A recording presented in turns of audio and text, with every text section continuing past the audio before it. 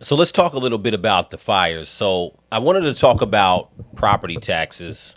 I'm going to let this play though. They're talking about rentals in the area and how much rentals have skyrocketed, obviously, because so many people have lost their home. They can't live in a hotel forever, and people are obviously trying to rent homes. So you have a lot of homes that have hit the market for sale, tons of homes that hit the market for lease because obviously the demand is there. $1 million listing LA, the owner of the real estate company, the Altman brothers, Josh Altman. Josh, thanks for being on.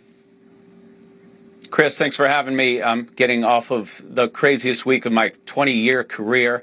The phone has not stopped ringing, not in a good way, not the type of business you want to be doing. We have over 1,500 new renters just locally. I'm about 10 minutes away from the Palisades.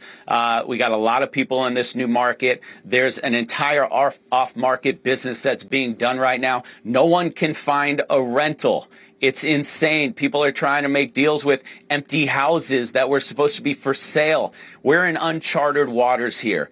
Ordinances are changing by the hour, which is good because people are trying to figure out a way to speed the build process to get these people back to normal life.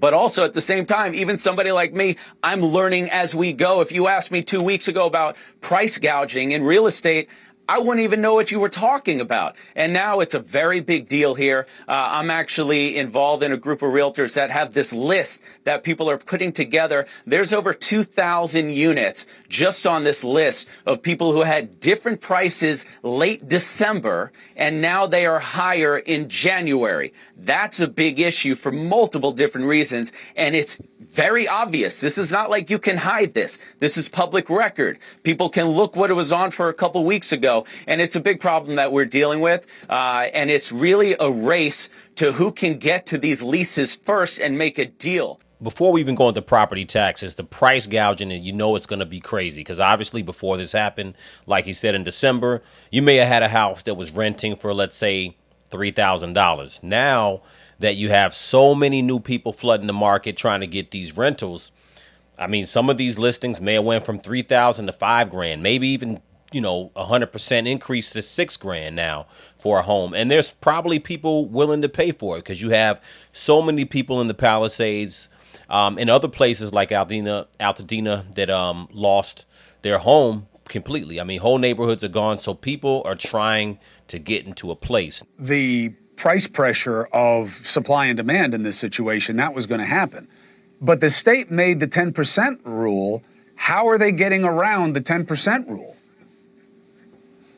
Well, we're going to see what the punishment is, right? Because we don't even know what that is yet. People who have learned about it, like us, for instance, we've had meetings with our brokerage. We can't even take those listings if that's the case. We don't want to be anywhere near them because you're going to get dragged into them on a real estate agent front as well. So it'll be interesting to see. What I'm hearing is if you were on for $10,000 a month, for example, and you raised it to $20,000 a month, that tenant, once they're in that house, I would be very surprised if they're not able to get the entire difference of that $10,000 back if they go out and hire an attorney. There's going to be so much of it. You have to realize we signed $250 million worth of listings in the past week. We usually do that in a month and a half. There's more properties flooding the market, both for sale and for lease. I have 50 friends just personally with houses that I've sold that have lost their houses completely, and they're going to do whatever they need to do to get their family to some type of normalcy. You can't live in a hotel for that long. You got to get back to reality a little bit.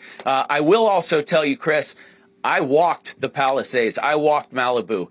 For people watching around the world and seeing this, I'm telling you, it is 100 times worse when you walk those areas. It gives you a stomach ache. You can't even wrap your head around it. Neighborhoods gone. Think about the Palisades. This was that all-American neighborhood. Families, children running up and down the street. It was like what you see in movies. Gone. But I will tell you what's interesting, Chris.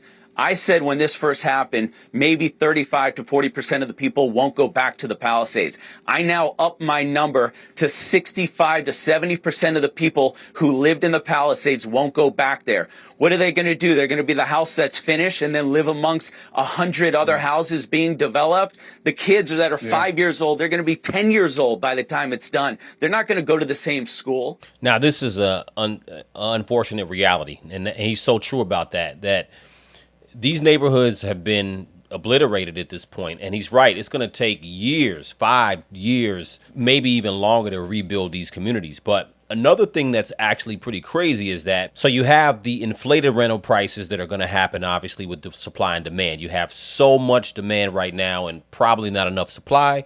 So in that case, people are going to raise these houses. I'm talking about $3,000 a month. I was way off. This is LA, and these are areas that are expensive. So some of these houses are probably going to go for, who knows, $8,000, whatever, $9,000, $10,000 a month in some cases. And the price gouging is going to be out of control. But in addition to that, the crazy thing is that people still have to pay property taxes. I was listening to an assessor earlier, a tax assessor, who was talking about the properties, let's say, in the Palisades. Now, when the tax assessor assesses these properties, they are going to make some adjustments for homes that burn down. So typically when you pay property taxes, the tax assessor assesses the land that the property's on and the actual structure. Now that the structure is gone, the assessor is going to, basically make a revision to what the house is worth or what the property's worth, right? Now the property's just going to be assessed at land value. But in LA, we got to understand the property taxes are nasty work like they are on the East Coast. Now, in LA, let's say you take a house that's $1 million house that's valuated at $1 million for the tax assessor. 2/3 of that $1 million is the land itself, right? So if you take $1 million property, the land is assessed at 2/3. So 600,000 or 666,000, for example, right? That's assessed just for the land value. So what that means is that even people who've had their home burnt down are still going to have to pay property taxes on this property. And most homeowners in that area are not insured at enough to even rebuild. So what they're going to get paid for insurance is not going to cover the cost to rebuild a house. So I don't know what they're going to do, but like I said, rental costs, they still have to pay property taxes. This is going to be a nasty situation for LA. It's going to take a long time to rebuild, but I think in the interim, the people who are dealing with this tragedy, it's unfortunate because they're still going to incur a lot of crazy costs while just trying to get back to some form of normalcy. Let me know what you guys think in the comments. Crucial Convo.